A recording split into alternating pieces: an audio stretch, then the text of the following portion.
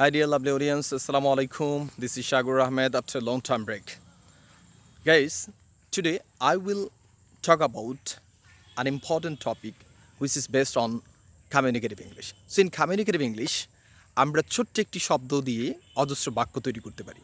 দেখুন, সেই শব্দটি কী এবং কীভাবে আমরা সেটি প্রয়োগ করে অজস্র বাক্য তৈরি করব সেটি আমরা খুব সহজেই আজকে জেনে নেব। দেখুন, আমরা বাংলায় অনেক সময় বলে থাকি বিকল্প বা পরিবর্তে।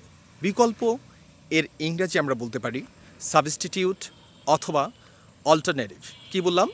বিকল্পের পরিবর্তে আমরা ব্যবহার করতে পারি ইংরেজি শব্দ সাবস্টিটিউট অর অল্টারনেটিভ। এখন এই সাবস্টিটিউট এবং অল্টারনেটিভ দিয়ে আমরা কিভাবে ইংরাজিতে সেন্টেন্স মেক করব সেটি একটু দেখে আসি। দেখুন, আমি যদি বলে থাকি চর্চার বিকল্প নেই, চর্চার বিকল্প নেই, সেক্ষেত্রে আমরা কি বলবো? There is no substitute. There is no substitute for practice. There is no substitute for practice. অর্থাৎ চর্চার বিকল্প নেই। অথবা এই বাক্যটিকে আমরা সাবস্টিটিউটের জায়গায় আমরা বলতে পারি there is no alternative for practice. Got it? So guys, দেখুন, আমি যদি বলে থাকি শেখার বিকল্প নেই, তাহলে আমরা ইংরেজিতে কীভাবে ট্রান্সলেট করে থাকবো? শেখার বিকল্প নেই।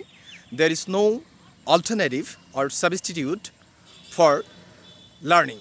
There is no substitute for learning. একইভাবে যদি বলি কাজের বিকল্প নেই, তাহলে আমরা ইংরেজিতে কীভাবে বলবো?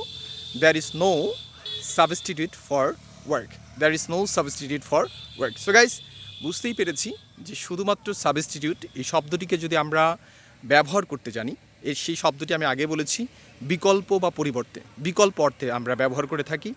এটি যদি আমরা সঠিক জায়গায় প্রয়োগ করতে পারি, আমাদের ডেইলি কনভারসেশনে যদি আমরা প্রয়োগ করতে পারি, আমরা অসাধারণভাবে অজস্র ইংরাজি বাক্য আমরা তৈরি করতে পারবো।